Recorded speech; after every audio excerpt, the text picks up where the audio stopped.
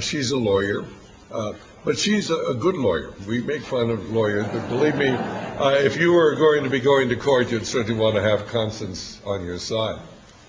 And basically, I'd never heard of Constance coming. I'd been studying what was going on probably for close to 20 years. And I always knew I was missing something. I knew there was a force out there somewhere that was so vague. There had to be some sort of logic to what was going on in the world, but nothing really made sense. Until I came across a book that was called The Hidden Dangers of the Rainbow, and it was written in the early 1980s, and I read it, and it began to bring me into an understanding of that there really are spiritual forces which are energizing everything that's going on. So without further ado, Constance Cumby.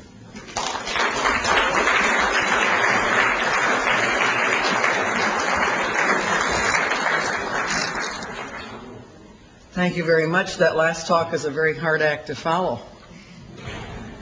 And I started sounding alarms on that. The sustainable development component was one of the things I observed back in 1981 when I started my research, and one of the things that alarmed me enough to actually drop 7 years from my law practice and sound alarms on the New Age movement, because I looked at it and I said, my God, this is the stuff of which Nazism was made.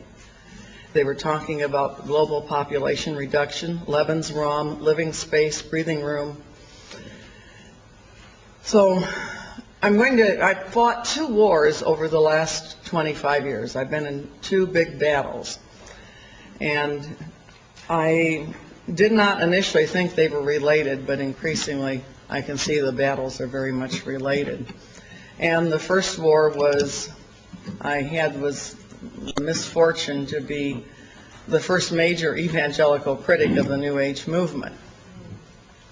And I stumbled onto it accidentally in 1981.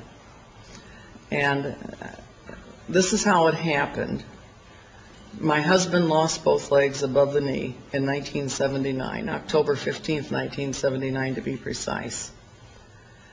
And I was happily practicing law and thinking I was safe for life. And that was a major disruptive factor. I went into literal shock. For the first time in my life, I could solve higher mathematical equations. First and the last time in my life. And I sat there and I was solving logarithms and working advanced mathematical calculations. And you have to understand, I went to law school because it was the only curriculum in the whole university that required no math.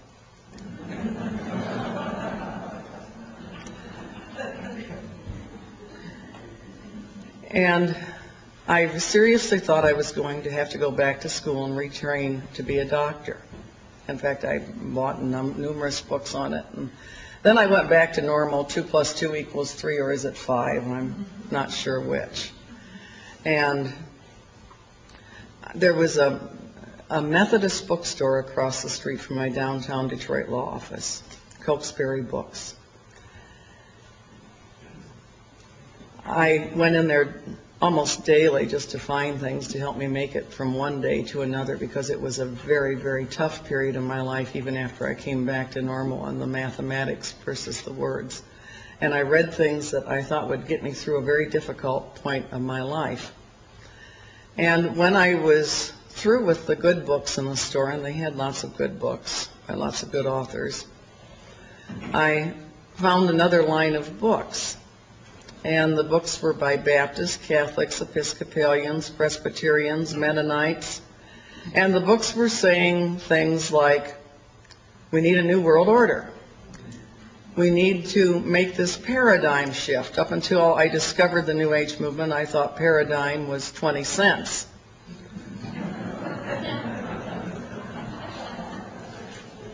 We need a transformation. We need to see ourselves as part of an interconnected whole.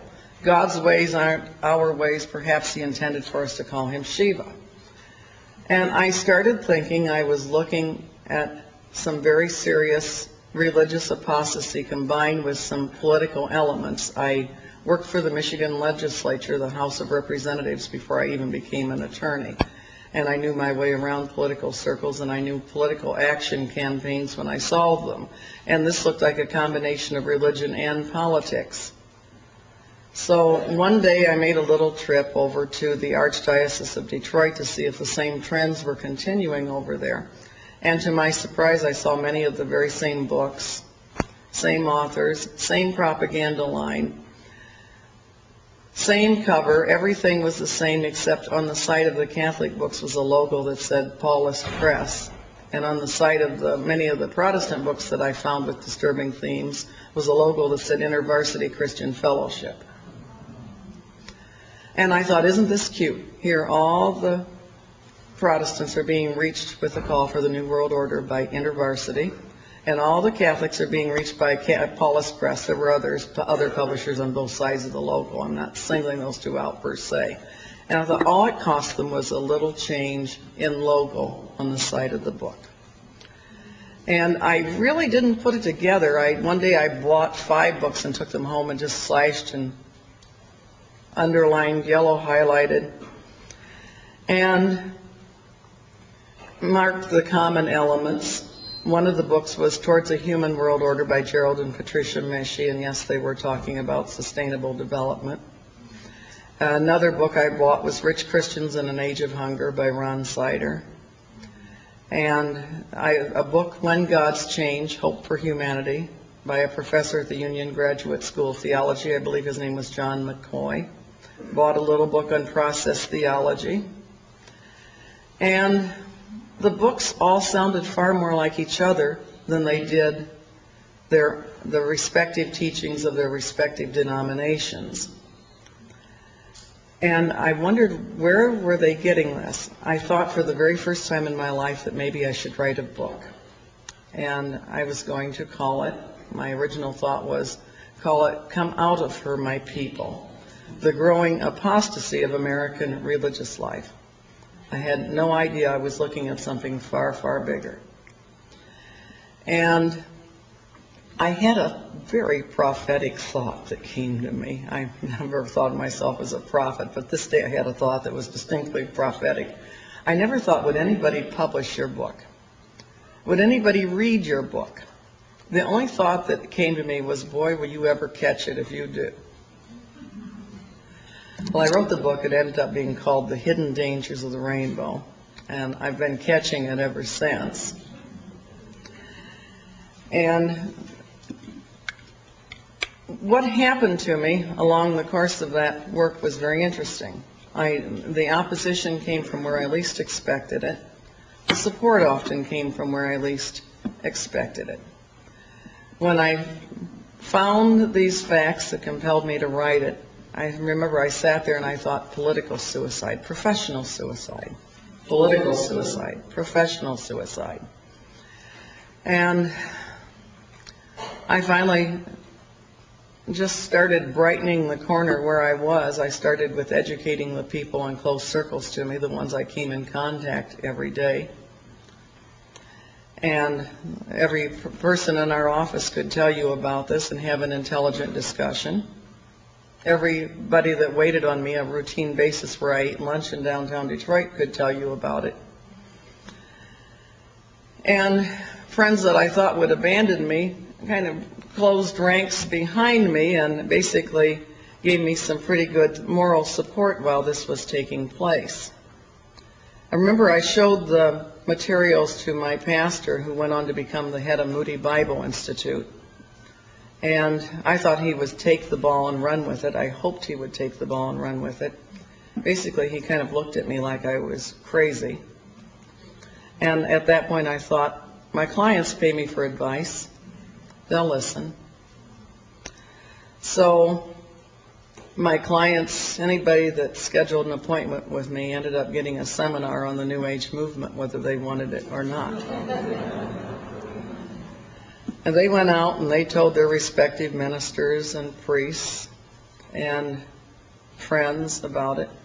I had a call one day from a Catholic priest in Detroit, Father Edward Perrone, and he said that a parishioner who had not darkened a church door in many years had come to see him and was terrified. He said, "What did you have that scared this man so badly?" I invited him to come take a look. Well, he came to my office on a Friday afternoon. He looked through my materials. He gasped at some of them. He said, "I can hardly believe I'm holding this in my hand." And finally, he said, "I have to accept the truth of what you're saying." He said, "I saw too much of this going through the seminary." He said, "We have a terrible job facing us, how to wake people up without scaring them to death." Because when I was looking at the materials, and I have something on the computer I'd like to show you later when I can set up adequately for the PowerPoint. But 1983, the New Agers really thought they were going to pull things off in 1982. 1982 was a target year for them. 1975 was a target year to make teachings on their new Messiah public. But at the point I was looking at it, I didn't know I was looking at that yet. I didn't understand fully what I was looking at until I found a book by a California writer named Marilyn Ferguson called The Aquarian Conspiracy, Personal and Social Change in the 1980s. And all the things I found disturbing, she found encouraging. She said, now the heretics are gaining ground, doctrine is losing its authority, and knowing is superseding belief. And she quoted from a book called The Aquarian Gospel of Jesus the Christ. And for some reason, when I read the quote, I thought it was terribly important that I find that book, and I did track it down the very next day at the Methodist bookstore, I'm sorry to say. And Dixon Bible and Books, which was owned by a member of my own church, I'm sorry to say, had copies of the book in stock as well. And it was basically written in King James style English. And this was about Jesus, obviously the jet setter. He wasn't hanging around Palestine. He was traveling to India and China. And the Aquarian masters sitting in council had told us that Jesus was not always the Christ, that just as Jesus had earned the degree Christ by a life of strenuous service and equipping himself to find the Christ consciousness, that Jesus wasn't always, just as Lincoln was not always president, Edward was not always king, neither was Jesus always the Christ. He had earned the degree Christ by these certain practices. And they had John the Baptist was also out seeking wisdom, and he also had pagan masters. And John the Baptist one day asked his pagan masters, per this version, the Aquarian Gospel, he said, why do we need any further illumination? These teachings, the Vedas, the Upanishads, these are so sublime, so perfect. And his master explained to him, he said, in the past when man needed illumination and progress to advance to a further point, the masters would send somebody. Said, but now the ages have passed, and he said, in their proper place, the Hebrew Psalms and Bible, the Hebrew Psalms and Proverbs were given for man's enlightenment. Said, but now that age is past, and it is time for more revelation, and Jesus is the flesh-made messenger to bring that light to man. But in the ages yet to come, man will attain to greater lights. And greater lights will be needed and sent, and I wrote in my margin a neat trick. I said, and finally at last, a mighty master soul will arise to light the way to the throne of perfect man. I slammed that book shut. I was spastic. I knew I just looked at something about and promoting and preparing folks for the Antichrist. And I had to learn more about it. The information sources were deficient. Marilyn Ferguson said that folks that were involved in this communicated with code words and signals, that they were made kindred by their inner earthquakes. And that's very important that you remember that, because that's the glue that binds them together. It's not money, it's an ideology, but it's basically mass hypnosis. Folks, by one method of mind control, one method of spiritual deviation, one method of going out of their minds, make this, quote, paradigm shift. And this is what the, quote, Christian books were also talking about. I've since collected some. One was SPCK, Society for the Propagation of Christian Knowledge. It was from England, and they actually told us we should pay heed to Benjamin Kremanalis Bailey and Helena Petrovna Blavatsky. I decided that if they communicated that way, that maybe I could tap into that. And I didn't know what their signals were. But she said they use code words, and I was having a pretty good notion of what their vocabulary was. Things were done holistically. We lived on spaceship Earth on a crowded planet, all the emphasis on crowding, in a global village.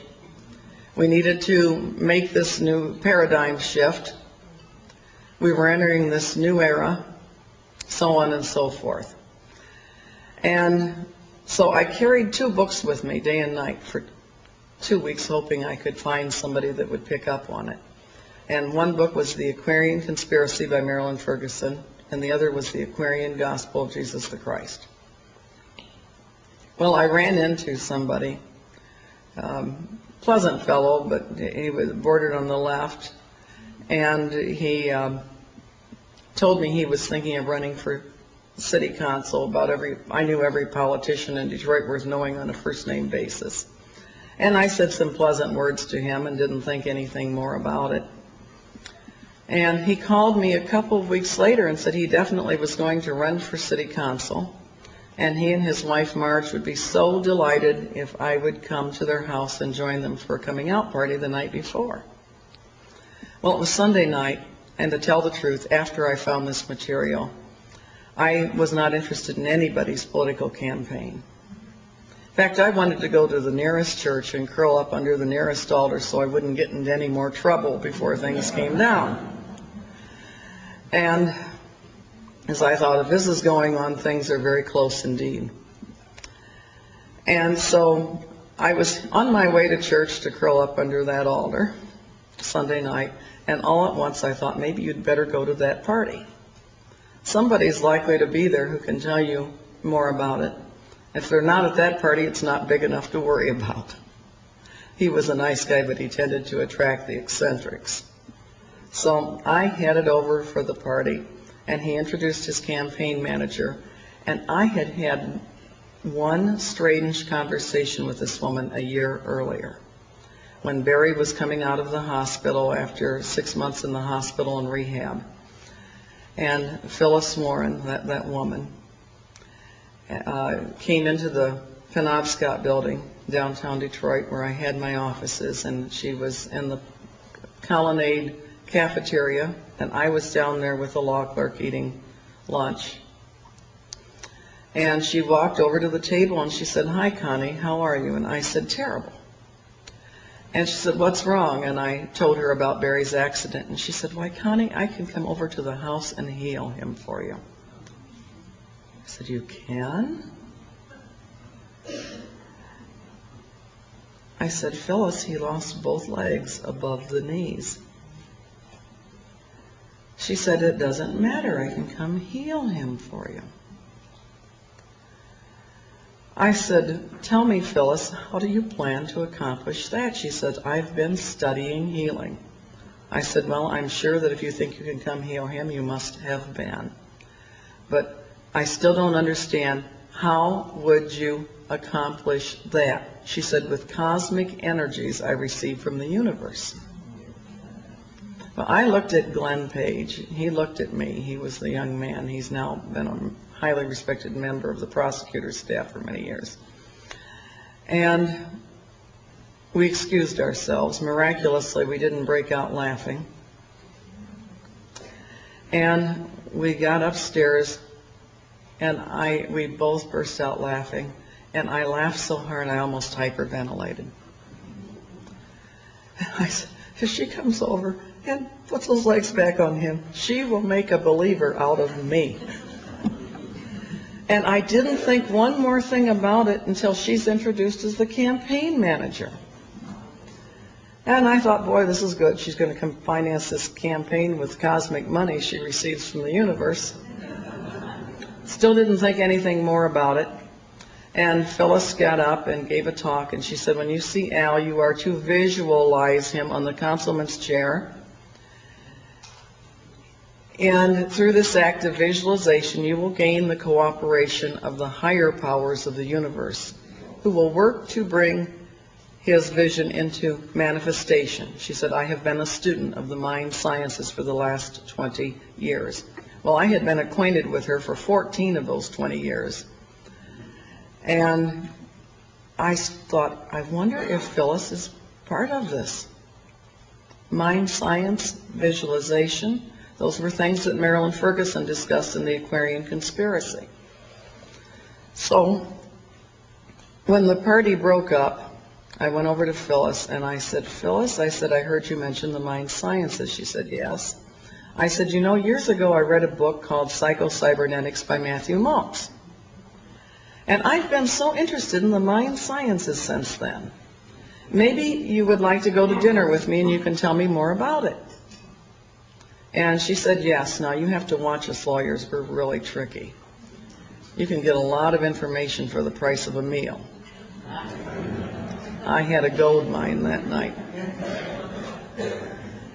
I took her to dinner. She was very careful about ordering the red zinger teas and the vegetarian entrees. And I said, now tell me about the mind sciences. I'm fascinated. She said, it's part of the New Age movement. I don't know if you've heard of it or not. I said, no, at least not by that name. Is it possibly known by another name? Any other name? She said, yes, it's called sometimes called the holistic movement, the networking movement, the new consciousness movement. She said, there are other names. Those are some of the most important. And, she didn't mention Age of Aquarius. And at that point, I held up the Aquarian Gospel and I said, Phyllis, is this by any chance part of it? She said, why, yes, it certainly is. Now, so help me, I did not know they had a slogan that when the pupil is ready, the master will appear.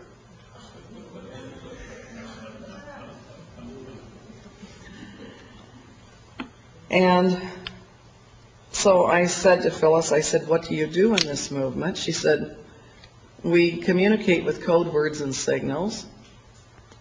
And I said, Phyllis, I've been studying on my own for a little while, the best I could without a good teacher like you. Remember, I didn't know that slogan then. I said, I think I may know some of the words. Can you help me? And she said, yes. And I said, holistic. She almost fell off her chair.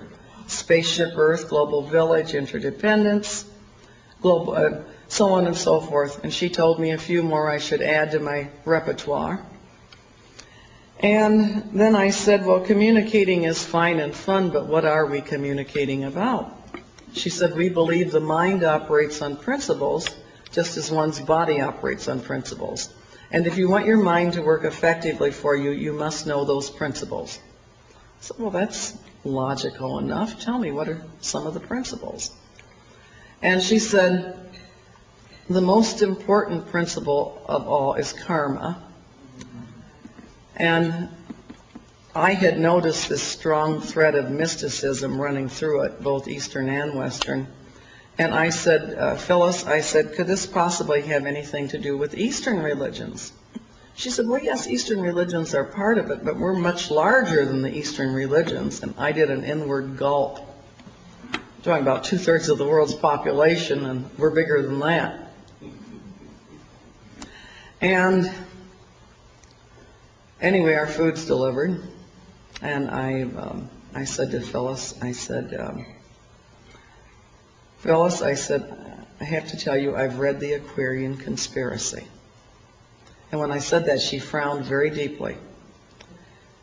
And she said, Marilyn Ferguson is a friend of mine.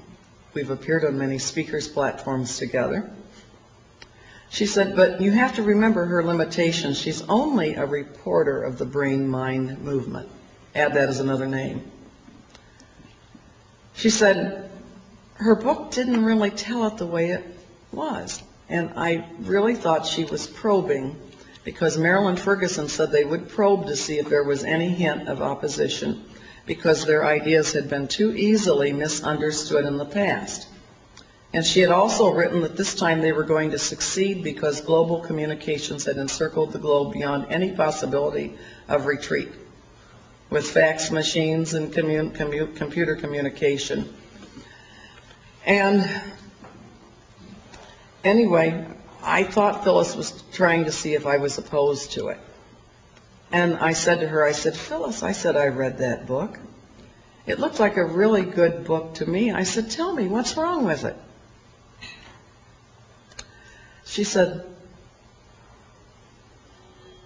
then she smiled and said, the movement is much, much larger than she reported it as being. And she was all smiles again. Marilyn Ferguson had understated the case, underreported the movement. And at that point I said to Phyllis, I said, Phyllis, I said, you're going to think I'm crazy. I said, but in my spare time since Barry's accident, I've become quite the Bible student.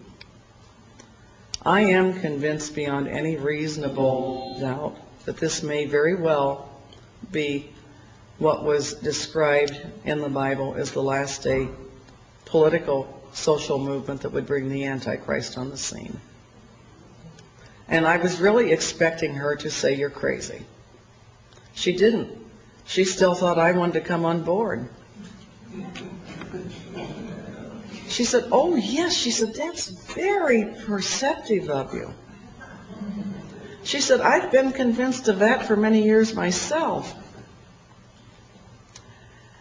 And I had a Bible this day in my stack of books, and I opened it up, and I showed her Daniel 11:38 passage. He shall honor in his estate the God of forces, a God whom his fathers knew not.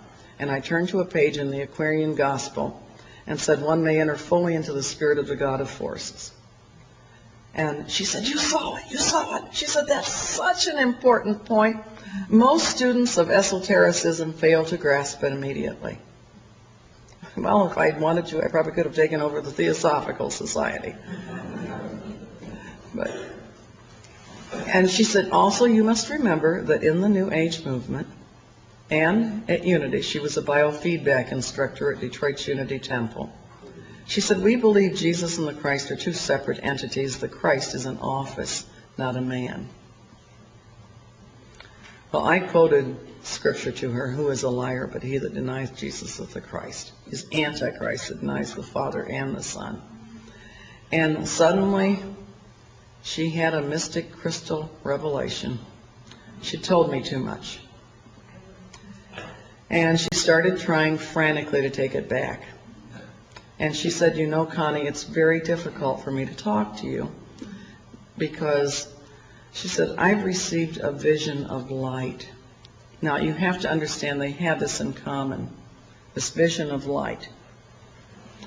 She said, you should pray for wisdom that God would show you the hidden meaning of these Bible passages. I said, well, I said, I'm not a theologian. I said, but I am a lawyer. And we were taught rules of construction that seem just as appropriate for Bible study as for legal construction, and that's ambiguities are construed against the maker of the document, and words are to be given their plain meaning. I said, I don't know about you, but I have enough faith in our Maker to believe that he would not deliberately give us an ambiguous document. She said, are you familiar with the history of the Bible and how it was written and how contradictory it is? I said, yes, I'm familiar with the history of the Bible and how it was written, but I disagree with you on the contradictory aspect. I said, tell me, Phyllis, have you read the Bible all the way through? She said, no, I've carefully avoided doing that because it might tend to confuse me. I said, would you read Homer? Would you criticize Homer without having read it? Would you criticize Shakespeare without having read it? I said, let me tell you something. I said, I did read it all the way through. I said, I didn't find all those contradictions that people speak of. I said, when I read it all the way through, I said, I found myself understanding and in full agreement. And anyway, she was not enjoying her food any longer. I was enjoying mine. I wasn't going to let the devil, the Antichrist, or anything else interfere with a good meal. And she started gritting her teeth and she says, "It's just not right. It's not right. That book is simply too misleading. It shouldn't be allowed." And I looked over and I said, "What's that, Phyllis?" And she almost spit it out. She said, "The Bible." I said, "Why on earth would you say a thing like that?" And she spit it out again and she said, "The Antichrist is not the negative thing the Bible's made him out to be." I said, "Phyllis," I said, "I like you very much. Don't get caught on the wrong side of this one." And she said what is a common New Age theme, and it's their theme for the militant march they're now back on: there are no sides. Well, armed with the terminology New Age movement, I knew how to look it up. And I started collecting books, and I found the Bantam New Age series, and one of the first books I picked up was a book, and you might be familiar with this, Entropy, by Jeremy Rifkin. And another book was Voluntary Simplicity by Dwayne Elgin, whom the New Agers credit with being the modern theoretician of their sustainable development movement, DUANEELGIN. And those were both books I picked up both back in 1981, 1982 on the subject. And when I started perusing the books, and I found a book called New Age Politics by Mark Satin. And he listed 25 representative New Age groups, and they range from Amnesty International through zero population growth, and about everything in between you could think of, including World Goodwill, New York. His amended version of the book has 100 on the list. And as regards World Goodwill, he said they were preparing for the reappearance of the Christ. And Planetary Citizens was working in conjunction with them. And he described this new politics. It was neither left nor right, but center. And it was about doing things in different ways, thinking different ways, new patterns. And he wrote about a very broad spectrum of groups that were consciously collaborating. And my position was, if they had the nerve to say it, I had the nerve to quote them. And so I started compiling these, and people got seminars and presentations of the informal type in my office. Professors came over from Wayne State University. I talked to an old professor of mine, and I said, "I think this is a modern form of Nazism reborn." And he came over and he looked through the materials, and particularly Friends of the Earth, which was another group I'm sure you're familiar with. And another one was Dave Foreman with his, in fact, Dave Foreman wanted to reduce the Earth's population in some of the seminal writings I had to 75,000 and start over with a new nucleus. And I deprogrammed many New Agers, showing them those materials. And eventually I found a book called Running God's Plan by Foster Bailey. And he said one of the goals of their hierarchy was to have a unified Europe. He said, "We tried this before, working through a disciple, using the Rhine River Valley and the inhabitants of that valley as a binding factor. That attempt was unsuccessful, but now another attempt is in full swing, namely the six-nation European Common Market." And you don't need to have been even an A student in history to have known who that disciple was: Adolf Hitler.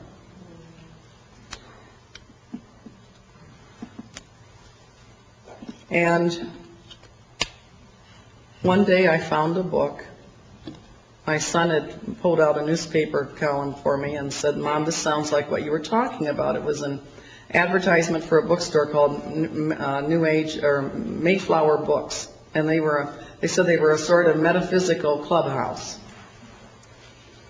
And I went over there one night, and he said, "We're closing," and I said, "I'll pay cash, and I need some very specific things, and I'll be quick. I made a long trip to get here." And he said, "Well, all right." And I said, "Do you have anything on the New Age movement?" And he looked at me like I was crazy, and he said, "Lady, the whole store." And I said, "Do you have anything on Findhorn?" Because I'd found a book called The Magic of Findhorn. And he corrected my pronunciation. He said, "You mean Findhorn?" He said, "Our Findhorn section is right down there. Our David Spangler section is right down there too." And so I bought a selection of those books, and a book by a very gossipy New Ager called Roland Gammon called Nirvana Now. And took them and analyzed them. And Reflections on the Christ by David Spangler you could carry into any Christian service, probably not attract a lot of attention, except they might think you were really pious. But inside that book, chapter called Lucifer, Christ, and God. And he said, Lucifer comes to bring us the final gift of wholeness. If we accept it, we are free, and he is free.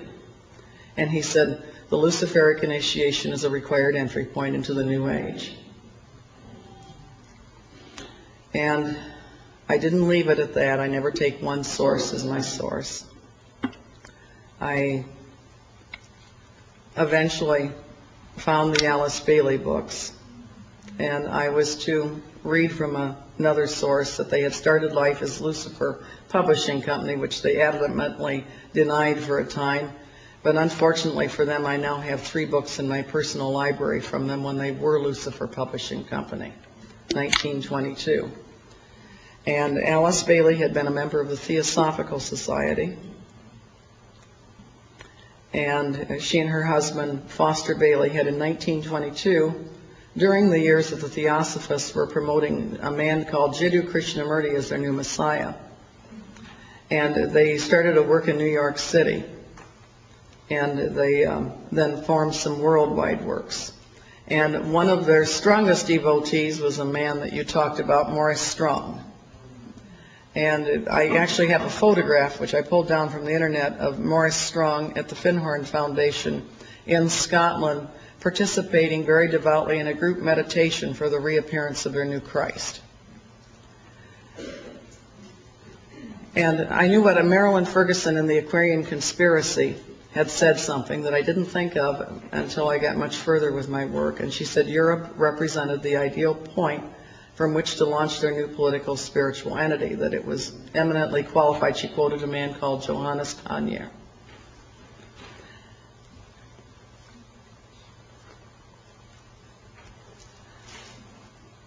That was my first war. I started speaking against it, making presentations, trying to get the attention of anybody I could, largely unsuccessfully. We formed our own little group in Detroit. The priest that was interested had the idea that he could organize talks. He collaborated with my law partner who thought I was spending too much time on it. He was right.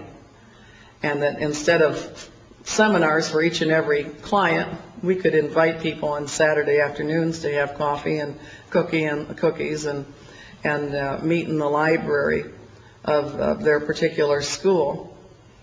And so we did. We kind of had our own ecumenical group going.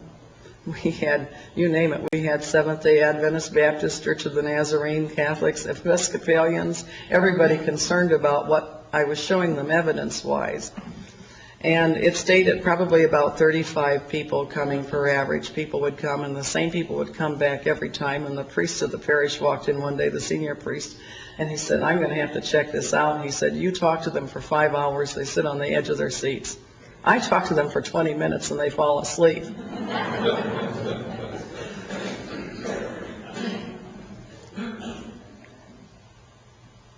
November 4th, 1981, I heard a very interesting man speak in Detroit. And I'll tell you how this came about. One day I went into that Mayflower bookstore, and I spotted a book called The Reappearance of the Christ by Benjamin Creme. And I bought it. Didn't think that much about it at the time. I had so many crazy books with similar themes.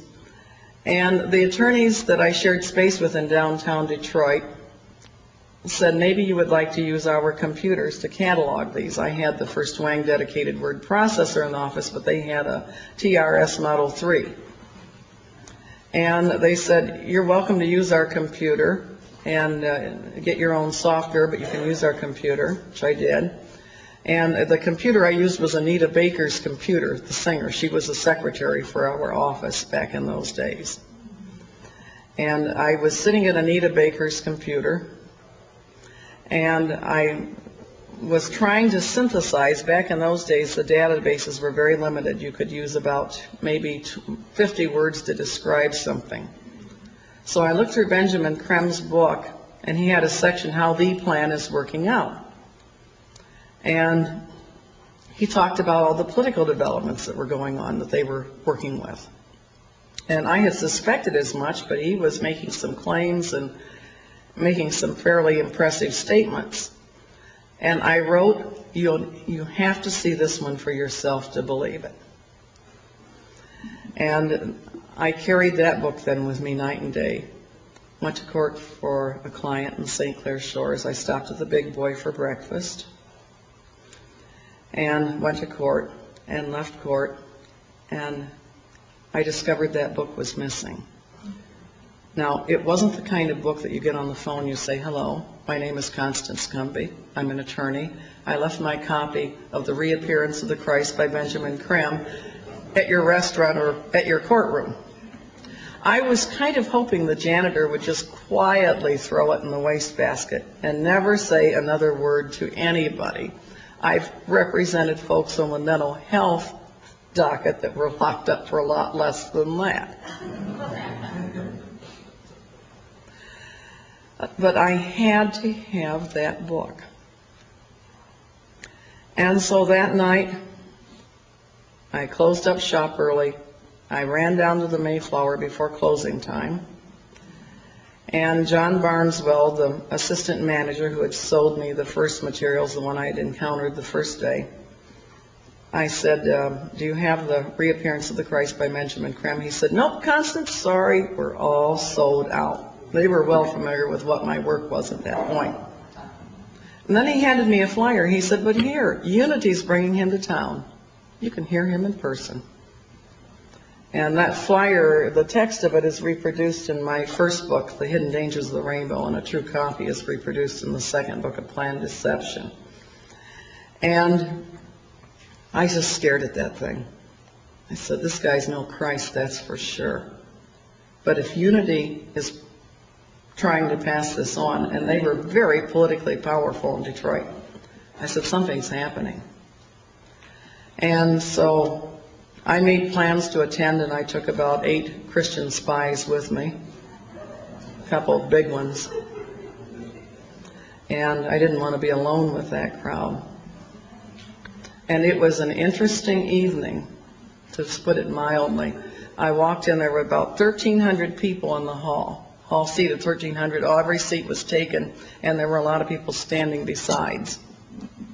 And I was stunned at the makeup of the hall. There was a former head of the Detroit Council of Churches who I knew from Detroit political circles. The entire Holistic Health Medical Association was sitting there very attentively, and their publicity director was acting as master of ceremonies for the evening, Dan Butts. And saw lots of prominent people in the crowd, and I saw people that had been friends. I saw a former law partner sitting across the room, and my accountant was in the room. I turned to a fellow behind me who was an independent movie producer and I said, Al, I know what I'm doing here tonight. What are you doing here? He said, because, Connie, he said, I'm taking a course in Unity, a course in miracles at Unity. He said, we are required to take a spiritual growth class when we join Unity. And I'm taking a course in miracles, and it's a class requirement that we attend. And I gave him a quick synopsized version of my objections to what was taking place that night, and he thanked me. And then Benjamin Krem walked in, and he did something with his hands. I don't know how to replicate it. It was like a wave. It looked something like that. And simultaneously, about everybody in the room but myself and my spies appeared to go into a very deep, instantaneous trance. And Benjamin Krem got up. He twisted his neck around almost it was as close to a 360-degree turn of a neck as I've ever seen. Normally, I can stare about anybody down. I did not want to try. His eyes were abnormally bright. I attributed it to the very expensive sodium lighting they had for the video series they were obviously attempting to make. I coughed. I did everything I could to try to break the spell on people, rustled the papers on my lap. When they took the first break, there was a rather heavy-set woman sitting there. I tried to come through, and she put her knees out so I couldn't move.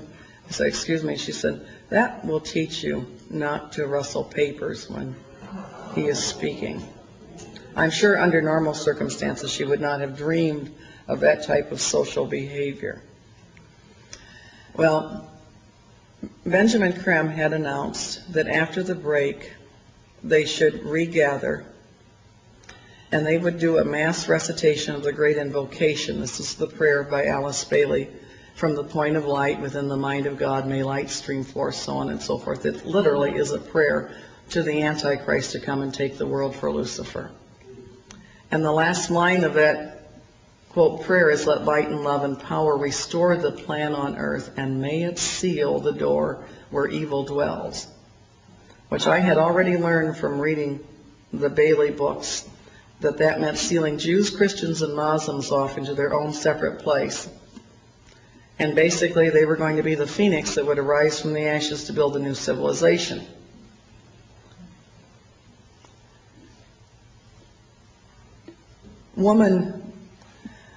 Delegates came back. The crowd was starting to thin out. It was getting close to 11 o'clock at night. He'd started at 6 p.m. at night. I guess folks had to go to work.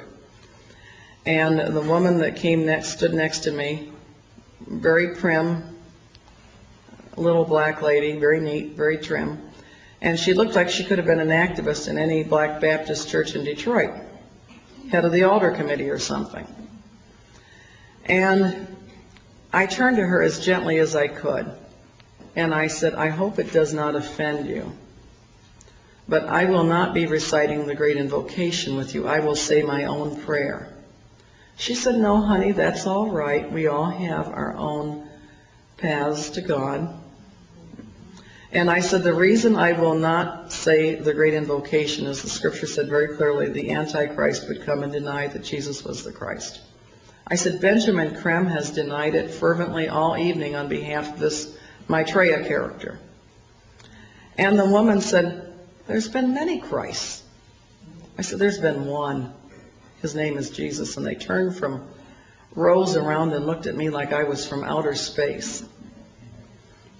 This is the church that the same area where Marianne Williamson later went to become guru and head of a large Michigan Unity church, and many of the same people were in attendance. And this was the Palmer Park church. She took the Warren church. At any rate, Benjamin Krem came in, and he promised the group they were going to recite the Great Invocation, and then he was going to have a transmission from Maitreya the Christ as soon as that thing was over. But they would say the Great Invocation first. And his literature said he'd been overshadowed by Maitreya the Christ everywhere and delivered a message. They started, "From the point of light within the mind of God, may light stream forth," and I went nice and clear, and all the acoustics in that room were wonderful. "Our Father, who art in heaven, hallowed be thy name. Thy kingdom come, thy will be done." And I did that every single stanza. And they got down to the last part and said, "Let light and love and power restore the plan on earth, and may it seal the door where evil dwells." And I said nice and clear, "May Jesus Christ return to earth and end the evil present in this room tonight."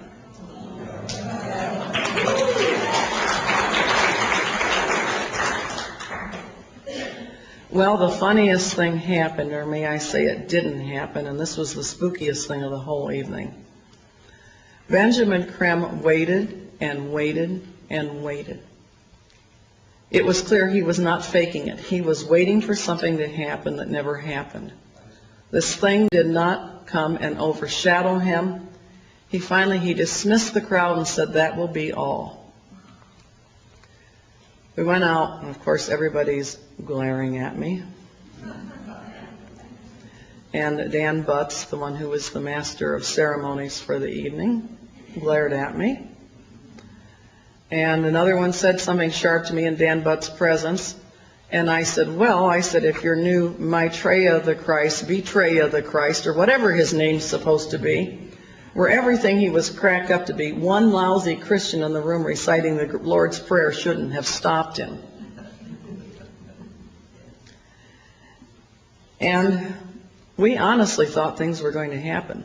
They were running ads in their magazines. They were publishing books. They really thought they were going to carry it off. And their magazines had ads, "Expect the Christ in the spring of 1982.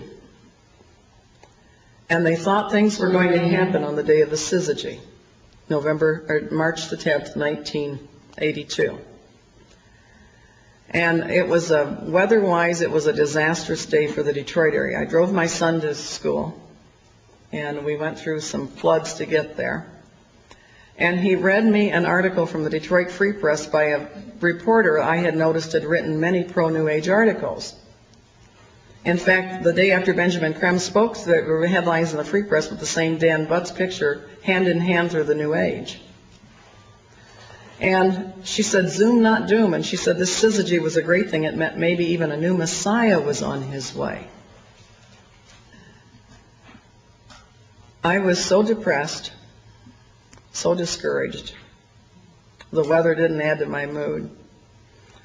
She said that all these things were taking place this day, that even in Fort Wayne, Indiana, which is my hometown, that a man, John Davis from Wyoming, Michigan, would be giving a talk for the Coptic Fellowship, the 3 stages of the Christ reappearance. And I thought there's just no way to stop this.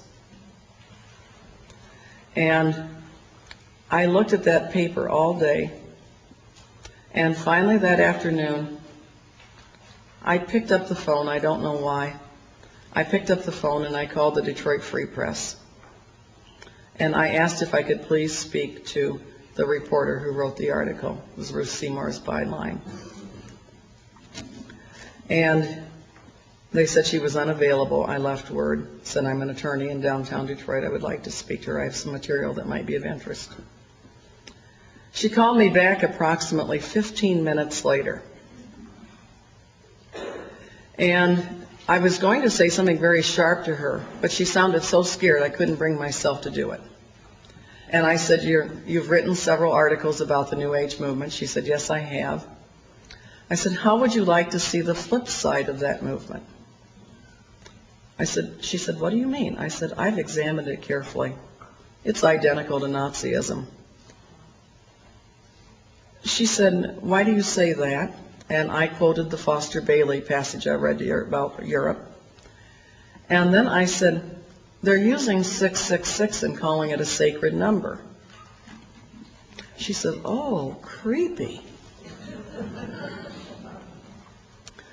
I said, "I lecture on this every other week at St. Genevieve's School in Livonia." I said, "If you like, I would be very happy to make a copy of my lecture notes outline for you. And you can check my references for yourself and see if I've been accurate." She said, "No, if it's all right with you, I would like to come over to your office right now and look at your materials." I said, "Fine." And she came in. She looked like one of the original flower children left over from the 60s. And I'm not saying that to put her down. And we started going through them, and she went, wow, wow. She was noticing things I wasn't noticing. And she said, look at this, look at this. And she finally said, why did you decide to call me today? I said, I really don't know. She said, you must, she said, knowing what you know about this, she said, you had to have been only angry at my past work. I said, yes. She said, I'll bet you thought of writing letters to my editors. In fact, I and every other attorney in the office, both Christian and Jewish, were going to write those letters. Several times we'd thought about a writing campaign, a serious writing campaign. She said, I'll bet you thought of writing letters to my editor. And I said, yes, I thought of it. She said, well, it's a good thing you didn't. I wouldn't have listened. And then she persisted some more. She said, what made you decide to call me today? And I finally said, Ruth, I really can't explain it. I said, but I was looking at your article, and all at once I felt it very important that I talk to you immediately. She said, you don't know it, but she said 15 minutes before you called, I went to the ladies' lounge of the Free Press. She said, and I knelt down on my face, Eastern style.